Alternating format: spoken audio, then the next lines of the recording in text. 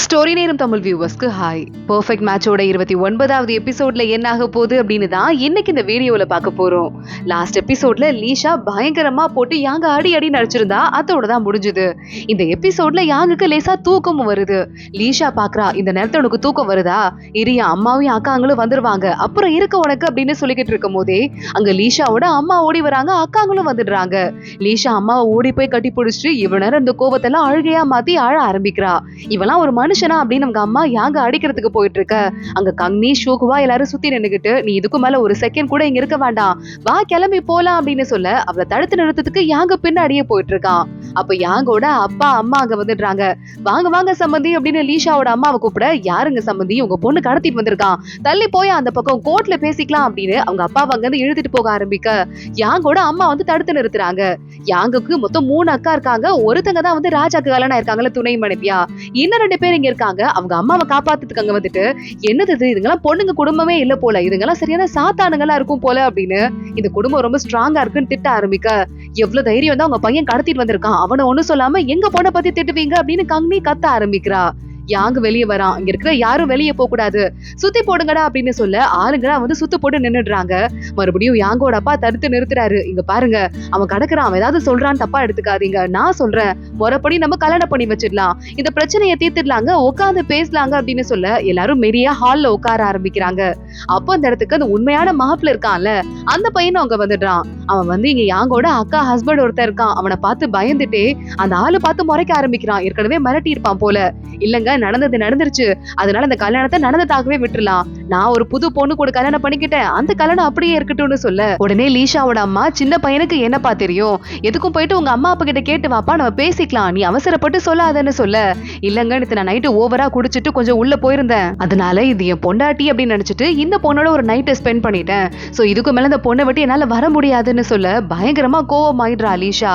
பாத்தீங்களா, இந்த கல்யாணத்தை இப்படியே விட்டுறலாம் அப்படின்னு மறுபடியும் யாங்கோட ஃபேமிலி எல்லாம் ஃபோர்ஸ் பண்ண ஆரம்பிக்க, இந்த பொண்ணு கொஞ்சமும் சரி கிடையாது அப்படின்னு யாங்கோட அம்மா திட்ட ஆரம்பிக்கிறாங்க. லீஷா பாக்குறா, சரி ஓகே, நான் வந்து கொஞ்சம் தைரியமான பொண்ணு, இந்த மாதிரி ஒரு பையன் வந்து ரொம்ப கோழையா இருக்கான், எனக்கு அந்த பையனோட சரிப்பட்டும் வராதுன்னு அவ தலையில இருந்து ஹேர் பின்னை கலட்டி அந்த மாப்பிளைய பார்த்து கூப்பிடுறா. இதை தயவு செஞ்சு வந்து வாங்கிட்டு போயிடுங்க அப்படின்னு. அந்த பையன் பக்கத்துல வரான். அது குடுக்கறதுக்கு முன்னாடி 2 ஓங்கி அற விட்டுட்டு, நீ எல்லாம் உண்மையாவே ஒரு ஆம்பளை தானா, சரி வெக்கமே இல்ல, அடுத்தவங்க மிரட்டதுக்கு போய் பயந்து நடுங்கிட்டு இப்படி விட்டுட்டு போற அப்படின்னு சொல்லிக்கிட்டு இருக்க, நல்ல வேலை நான் உன கல்யாணம் பண்ணிக்கல, பண்ணியிருந்தா ஒரு கோழையோட என் வாழ்க்கை ஃபுல்லா வாழ வேண்டி இருக்கும் அப்படின்னு மூஞ்சிலேயே ஹேர் பின்ன விட்டு எறிகிறா. யாங்க உட்காந்து ஜாலியா பார்த்து சிரிக்கிறான். கங்னி அங்க இருந்து, நீ பண்ண காரியத்துக்கு என் தங்கச்சி கிட்ட அற வாங்குறதுல தப்பே இல்ல அப்படின்னு சொல்ல உடனே யாங்கோட அம்மா பார்த்துட்டு, இந்த பொண்ணு எங்க குடும்பத்துக்கு வேண்டாங்க, இது என்ன இவ்வளவு கோவப்படுது அப்படின்னு சொல்லிக்கிட்டு இருக்காங்க. யாங்க வந்துடுறான். அந்த பையன் மாதிரி ஒரு கோழையை கல்யாணம் பண்ணிக்கிட்டா சரிப்பட்டு வராது, ஆனா என்ன மாதிரி ஒரு தைரியமான வீரனை கல்யாணம் பண்ணிக்கிட்டாதான் இந்த புள்ளைக்கு சரியா வரும், நீங்க கிளம்புங்க அப்படின்னு சொல்ல அந்த மாப்பிளையோட குடும்பம் அங்க இருந்து கிளம்பி போயிடுது. மறுபடியும் யாங்கோட அப்பா, இந்த மாதிரி ஒரு பொண்ணுதான் என் பையனுக்கு சரிப்பட்டு வரும்னு சொல்ல ஷூகுவா பாக்குறா, இல்லங்க இப்பயும் சரிப்பட்டு வராது, உங்க பையன் கடத்திட்டு வந்திருக்காங்க, எப்படி எங்க தங்கச்சியை நம்பி நாங்க இங்க விட்டு போக முடியும் அப்படின்னு கேட்க கங்னி அங்க போயிடுறா. எங்க புருஷன் வருவாரு நாளைக்கு கோர்ட்டுக்கு, அவர்கிட்ட கோர்ட்ல பேசிக்கோங்க அப்படின்னு அங்க இருந்து கிளம்ப ஆரம்பிக்கிறா. ஆனா அவங்க வெளியே போகும்போது கங்க்ராச்சுலேஷன்ஸ் அப்படின்னு அரண்மனையில இருந்து ஒரு கூட்டம் வருது. ராஜாவே என் யாங்குக்கு கல்யாணம் ஆயிருக்கு அப்படின்னு கிஃப்ட் எல்லாம் கொடுத்து விட்டு இருக்காரு. 100 தங்க கட்டியை கொடுத்து விட்டது மட்டும் இல்லாம சொர்க்கத்துல நிச்சயிக்கப்பட்ட ஜோடி அப்படின்னு ஒரு போர்டை வேற கொடுத்து விட்டு இருக்காரு ராஜா. யாங்க சிரிக்க ஆரம்பிக்கிறான். அவங்க அக்கா கிட்ட பேசி அவன் தான் ஹெல்ப் வாங்கியிருப்பான் போல. அவன் ஜாலியா சிரிச்சுக்கிட்டு இருக்க உடனே எல்லாரும் பார்த்துட்டு அதிர்ச்சி ஆயிடுறாங்க. அத்தனை பேரும் மண்டி போட்டு ராஜாவோட கருணைக்கு ரொம்ப நன்றி அப்படின்னு சொல்லிடுறாங்க. இதுக்கு மேல எதுவும் நடக்காதுன்னு லீஷாக்கு தெரிஞ்சிருது.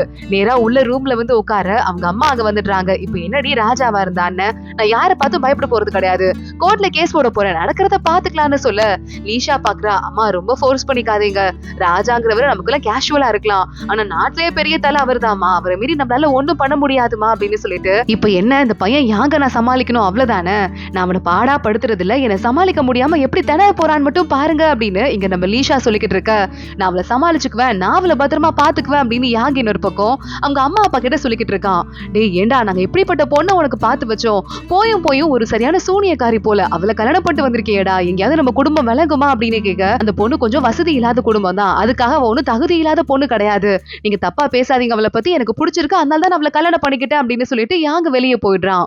இங்க இன்னொரு பக்கம் நம்ம தூவான் வீட்டுக்கு வந்துடுறான். ஷோகுமா கிட்ட பேச ஆரம்பிக்கிறான். கோர்ட்ல கேஸ் போடலையா, உங்க குடும்பம் சாதாரணமா அப்படி இருக்க மாட்டீங்க, இந்நேரம் கேஸ் போட்டிருப்பீங்களே அப்படின்னு சொல்ல, அதுவா லீஷா இருக்காளே, எங்க எல்லா அக்கா தங்கச்சியிலுமே இருக்கிறதுலே அவதான் பெஸ்ட் ஆளு, நல்லா வச்சு செய்ய போறா யாங்க, அதனால யாரும் கவலைப்பட வேண்டாம் அப்படின்னு ஷோகுவா சொல்லிக்கிட்டு இருக்கா. என்னைக்கும் எந்த ஹெல்ப்னாலும் நம்ம எல்லாம் ஒன்னா சேர்ந்து பண்ணிக்கலாம் அப்படின்னு வேகமா நம்ம தூவான்னு சொல்ல, சிரிச்சுட்டே அவ தச்ச புது கோட்டை நம்ம தூவானுக்கு மாட்டி விட, தூவான் பக்காவா இருக்கு, எனக்கு கரெக்டா இருக்கு அப்படின்னு பல்ல காட்டிக்கிட்டு இருக்கான்.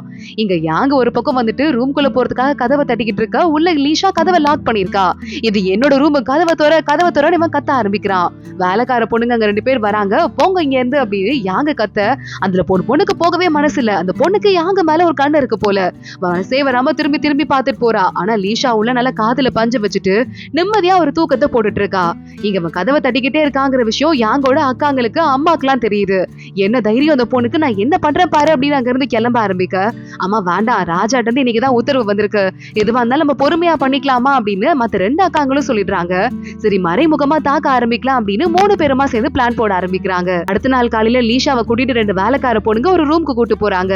இந்த ரூம்ல தான் நினைவு பலகை இருக்கு, இங்க போங்க அப்படின்னு லீஷாவை உள்ள தள்ளிட்டு கதவை வெளியே லாக் பண்ணிடுறாங்க. இன்னைக்கு ஃபுல்லா உள்ள போய் மண்டி போட்டுருங்க, மண்டி போட்டே இருங்க, மதியானமா உங்களுக்கு சாப்பாடு வந்து சேரும் அப்படின்னு அவங்க அங்க இருந்து வெளியே போயிடுறாங்க. இன்னொரு பக்கம் யாங்க அவங்க இன்னைக்கு மாமியார் வீட்டுக்கு போகணுமா பொண்ணு அழைப்புக்காக. இவன் படுக்க ஜாலியா ஃப்ரெண்ட்ஸோட உட்காந்துட்டு இருக்க, அதெல்லாம் ஒரு குடும்பம்னு இங்க வந்துட்டு அடான் ஃப்ரெண்ட்ஸ் கேட்க ஆரம்பிக்க, என் பொண்டாட்டி குடும்பத்தை பத்தி தப்பா பேசுறதுக்கு உங்களுக்கு எவ்வளவு தைரியம் அப்படின்னு யாங்க அவங்கள திட்ட ஆரம்பிக்கிறான். திட்ட ஆரம்பிச்சுட்டு நம்ம லீஷாவை பத்தி யோசிச்சுட்டு அவளை ஒரு 2 நிமிஷம் உத்து பார்த்தாலே போதும் நமக்கு சாவே வந்துரும் அப்படின்னு அடிச்சு கொல்ற ரேஞ்சில போட்டு அடிச்சிட்டு இருந்தால, அதை பத்தி சொல்ற மாதிரி பொண்டாட்டியை பத்தி புகழ்ந்துட்டு இருக்கான். இங்க லீஷா உள்ளுக்குள்ள கோவமா உட்காந்துட்டு சோறு கலையிற மாதிரியா இருக்கேன்னு பார்த்தா, மதியானம் நீங்க சோறு எப்ப கொண்டு வருவீங்கன்னு வெயிட் பண்ணிக்கிட்டு இருக்க அப்படின்னு சொல்லிக்கிட்டு கரெக்டா அந்த வேலைக்கார பொண்ணுங்க உள்ள வராங்க. அவங்க 2 பேரும் உள்ள தள்ளி உதச்சிடுறா நம்ம லீஷா. கையில இருந்து சாப்பாடு போட்டது இருக்கிறதுலே மட்டமான சாப்பாடு கொண்டு வந்திருக்காங்க.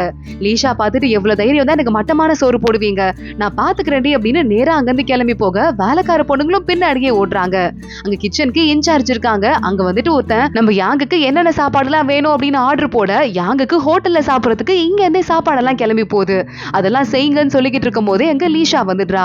ஓ வந்துட்டீங்களா, சாப்பிட்டீங்களா புது பொண்ணே அப்படின்னு கேட்க ஆரம்பிக்க, எவ்வளவு தைரியம் தான் எனக்கு பண்ண கொடுத்து விட்டுருப்ப, நான் எந்த குடும்பத்துல இருந்து வேணா வந்திருக்கலாம், ஆனா முறைப்படி 4 பேர் என்ன பல்லக்குல தூக்கிட்டு வந்துதான் கல்யாணம் பண்ணாங்க, அப்படி பார்க்கும்போது இந்த குடும்பத்துக்கு முறையான மருமகனா என்கிட்ட அவமானப்படுத்துறதுக்கு உங்களுக்கு எவ்வளவு தைரியம் இருக்கும்னு பக்கத்துல இருக்கிற சாப்பாடெல்லாம் பார்த்து, இந்த சாப்பாடெல்லாம் ஒழுங்கா இப்ப ரூம்குள்ள போயிடணும், அது மட்டும் இல்லாம பாரு மேனேஜர் இப்பயே மண்டி போடு, நல்லா மூஞ்சிலேயே அரைஞ்சுக்கோ அப்படின்னு சொல்ல, கையில வேற நம்ம லீஷா கட்டையை எடுத்துடுறா. பயந்துட்டு இந்த லேடி அவன் கண்ணத்திலே மாறி மாறி அரைஞ்சுக்கிறா. இங்க இன்னொரு பக்கம் ஆமா அந்த யாங்க எங்க போயிருக்கான் அப்படின்னு லீஷா கேட்க ஆரம்பிக்கிறா. யாங்க மறுபடியும் அவன் ஃப்ரெண்ட்ஸ் கூட உட்காந்து பேசிக்கிட்டு இருக்கான். அப்பாங்க ஒருத்தர் இருந்துட்டு இருக்கான்.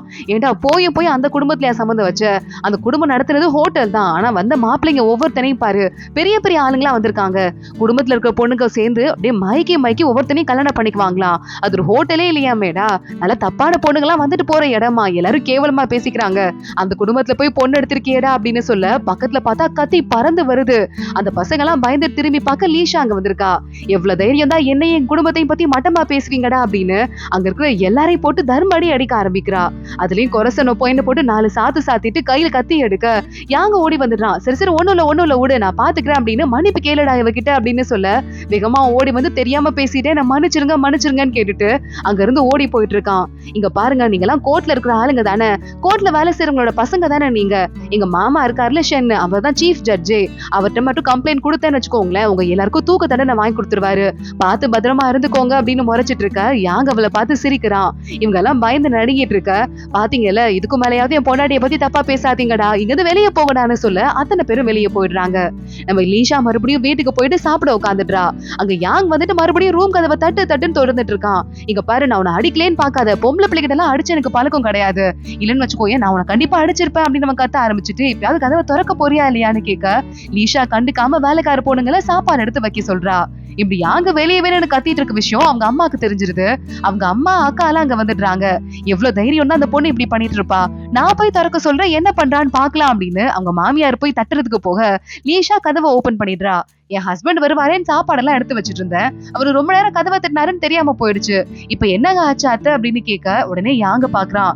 என் விஷயத்துல நீங்க அடிக்கடி தலையிடாதீங்க, நான் பாத்துக்கிறேன் அப்படின்னு நேரா உள்ள போயிட்டு டோரை லாக் பண்ணிடுறான். வேலைக்காரங்களே வெளியே அனுப்பிடுறான். லீஷாட்ட சொல்லிக்கிட்டு இருக்கான், விருந்து நடந்துச்சு, நீ வந்து கெடுத்துட்ட, சோ நான் அங்கேயும் சரியா சாப்பிடல, இங்கயாவது சாப்பிடணும்ல அப்படின்னு கேட்க, இங்க பாரு உனதான் ஏதோ பெரிய பெரிய ஆளுங்கெல்லாம் கல்யாணம் பண்ணிக்கிறதுக்கு ரெடியா இருந்தாங்களாமா, வீட்ல இவ்வளவு வேலைக்கார பொண்ணுங்க இருக்காங்க, ஏதாவது ஒரு பொண்ணை கல்யாணம் பண்ணிக்க வேண்டியதானடா, நாங்களே டீ கடை வச்சிருக்காங்க, எங்களுக்கு கல்யாணம் பண்ணிக்கிட்ட, அதுவும் இல்லாம நான் நல்ல பொறுமையான பொண்ணெல்லாம் கிடையாது, கோவம் வந்துச்சு நான் தூக்கி போட்டு 4 மிதி வச்சிருவேன்னு சொல்ல யாங்க உடனே பாத்துட்டு இருக்கான். அப்படியா, சரி ஓகே, எதுவா இருந்தாலும் நம்ம பாத்துக்கலாம், எனக்கு வேற எந்த பொண்ணையும் கல்யாணம் பண்ணிக்க பிடிக்கல, ஒன்ன மட்டும் தான் பிடிச்சிருக்குன்னு சொல்ல, ஓ அப்படியா, என்ன மட்டும் தான் பிடிச்சிருக்கா, அப்ப ரொம்ப நாள் நம்ம நல்லபடியா வாழலாம் அப்படின்னு நக்கலா பேச ஆரம்பிக்கிறா லீஷா. ஆமால நம்ம ஒயின் குடிச்சாதானே கல்யாணத்தை கம்ப்ளீட்டா முடிக்க முடியும், ஒயின் குடிப்போமா அப்படின்னு வேலைக்கார பையனை கூப்பிட்டு ஒயின் எடுத்துட்டு வர சொல்லிட்டு, அங்க கட்டையில பில்லோ இருக்குல்ல அதை மாத்தி பஞ்சில பில்லோ வச்சிருங்க அப்படின்னு சொல்லிக்கிட்டு இருக்கான். யாங்கு அடிக்க பயந்துட்டு லீஷா சிரிக்க ஆரம்பிக்கிறா. அப்போ இந்த ஒரு வேலைக்கார பொண்ணு யாங்க மேல கண்ணு வச்சிட்டு இருக்கால, அந்த பொண்ணு தான் இந்த ஒயின் எடுத்துட்டு வரா. அந்த ஒயின்ல வேகமா வேலைக்கார பையன் வந்துட்டு யாங்கோட அசிஸ்டன்ட் மயக்க மருந்து கலந்துடுறான். இந்த மயக்க மருந்து கலந்ததை கண்டிப்பா லீஷாக்கு கொடுத்துடணும், இந்த பக்கம் இருக்குது மறந்துடாத புரியுதா அப்படின்னு சொல்ல அந்த பொண்ணும் பயந்துட்டே போறா. ஆனா போற வழியில அந்த லீஷா பொண்ணு மயங்கிட்டானா யாங்கோட கம்ப்ளீட்டா பொண்டாட்டியா மாறிடுவா. யாங்க மயங்கட்டும் அப்பதான் நமக்கு அவன் கடப்பான் அப்படின்னு போற போக்குல கப்ப மாத்தி வச்சிடுறா. அங்க உள்ள கப்ப போகுது. இங்க லீஷாக்கும் யாங்க 2 பேருக்குமே ஒருத்தங்க மேல ஒருத்த சந்தேகம் இருக்கு. இந்த பக்கம் திரும்பும் போது அந்த பக்கம் கப்ப மாத்துறது, அப்படி திரும்பும் போது இவ கப்ப மாத்துறதுன்னு மாறி மாறி கப்ப மாத்தி எந்த கப்பல மயக்க மருந்து இருக்கு அப்படின்னு அவங்களுக்கும் கன்ஃபியூஷன் வந்துருது, நமக்கும் கன்ஃபியூஷன் வந்துருது. வேற வழியே இல்லாம ஆளுக்கு ஒரு கப்ப ஷேர் பண்ணி 2 பேரும் சேர்ந்து முடிச்சு கல்யாணத்தை முடிக்கிறாங்க. ஆனா பார்த்தா நம்ம யாங்குக்கு தான் அந்த மயக்க மருந்து கப்பு போயிடுது போல. சோ மயங்கி விழுந்துடுறான். நேரா உள்ள வேலைக்கார பொண்ணுங்களை லீஷா கூப்பிடுறா. பார்த்தா மயங்கி விழுந்த யாங்க நல்ல ஒரு பெரிய துணி எடுத்து டேபிளோட வச்சு கட்டி போட்டு வச்சிட்டு இருக்கா. இங்க பாருங்க நான் சொல்றத கேட்கணும், இல்லன்னா உங்க 2 பேருக்கும் தர்ம அடி விழும் புரியுதா அப்படின்னு நம்ம லீஷா சொல்லிட்டு அங்க ஒரு தலைவாணி எடுத்து உள்ள ஃபுல்லா அப்படியே கோழி ரெக்கையா இருக்கு, அதெல்லாம் பிச்சு போட்டுட்டு இருக்கா. இந்த பறவை ரெக்கை இருக்குல்ல, இதை வச்சு நான் சொல்றதை செய்யுங்க அப்படின்னு சொல்ல கரெக்டா யாங்க வர மயக்கத்துல இருந்து எந்திரிக்கிறான். வேலைக்கார பொண்ணுங்க பக்கத்துல உட்காந்துட்டு அவனோட உள்ளங்கால கிச்சு கிச்சு மூட்ட ஆரம்பிக்கிறாங்க. யாங்க சிரிக்க ஆரம்பிக்கிறான். கொஞ்ச நேரத்துல அவனுக்கு அவஸ்தையா இருக்கு, ஐயோ என்ன யாராவது வந்து காப்பாத்துங்களேன் அப்படின்னு கத்த ஆரம்பிக்கிறான். இதுக்கு மேலே கத்துனா உன் மானம் கப்பல் ஏறிடும்டா, கத்தாத அப்படின்னு லீஷா பக்கத்துலயே உட்காந்து சொல்லிக்கிட்டு இருக்கா. வேலைக்கார பொண்ணுங்களே இன்னும் கிச்சு கிச்சு மூட்டுங்க அப்படின்னு சொல்ல அவங்களும் கண்டினியூவஸா கிச்சு கிச்சு மூட்டி இந்த மாதிரி டார்ச்சர் பண்ண ஆரம்பிக்கிறாங்க. அதுலயே இந்த யாங்க மேல கண்ணு இருக்கிற வேலைக்கார பொண்ணுக்கு லைட்டா பாவமா வேற இருக்கு. ஆனா லீஷா மிரட்டுறத பார்த்துட்டு வேற வழியே இல்லாம இன்னும் கிச்சு கிச்சு மூட்டிட்டே இருக்கா. கரெக்டா சரி போனா போது உன இதுக்கு மேல விட்டுறேன் அப்படின்னு வேலைக்கார பொண்ணுங்களை விட்டுட்டு லீஷா சொல்லிக்கிட்டு இருக்கா. இங்க பாரு எங்க வீட்டுக்கு அடுத்த நாளே போயிருக்கணும், இப்ப கொஞ்சம் டிலே ஆயிடுச்சு, மறுபடியும் நம்ம வீட்டுக்கு போகணும் புரியுதா அப்படின்னு சொல்ல என்ன வேணா பண்ற அப்படின்னு யாங்க சொல்றான். லீஷா உடனே சுத்தி இருக்கிற துணியை கலட்டி விட்டுடுறா. யாங்க பேச ஆரம்பிக்கிறான், அவனை என்ன பண்ணணும் அப்படின்னு. லீஷா பின்னாடி இருந்துட்டு எனக்கு பிடிச்சதெல்லாம் சொல்றேன் கேட்டு தெரிஞ்சுக்கோ, அப்பதான் என் கூட உன்னால வாழ முடியும் புரியுதா அப்படின்னு அவளுக்கு பிடிச்ச கலர் எல்லாம் சொல்லிக்கிட்டு இருக்க. யாங்க அவளுக்கே தெரியாம அவளை அட்டாக் பண்றதுக்கு பின்னாடி வந்துட்டு இருக்கான். லீஷா கையிலேயே கட்டையை வச்சுட்டு அவன் மண்டையிலேயே ஓங்கி ஒரு போடு போட அவ்வளவுதான் நம்ம யாங்க அங்கேயே மயங்கி விழுந்துடுறான். என்னதான் அட்டாக் பண்ணாத நான் அப்பவே சொன்னேன்லடா அப்படின்னு லீஷா சிரிக்க ஆரம்பிக்கிறா. கொஞ்ச நாள் ஆகுது, ஒரு கல்யாணம் ஆயிட்டு 1 வாரம் ஆயிடுச்சான். யாங்கும் லீஷாவும் பொண்ணோட அம்மா வீட்டுக்கு போறதுக்காக கிளம்பிட்டு இருக்காங்க. யாங்குக்கு தலையில வாங்கின அடியிலோட தழும்பெல்லாம் இன்னும் போல, மேக்கப் போட்டு சமாளிக்கிறான். எங்க பாரு எங்க அம்மாவை பத்தி அக்காவை பத்தி எல்லாத்தையுமே சொல்லிட்டேன், அவங்க கிட்ட பார்த்து நடந்துக்கணும் புரியுதான்னு சொல்ல அதெல்லாம் ஓகேமா அப்படின்னு நம்ம யாங்கு சொல்ல ஆரம்பிக்கிறான்.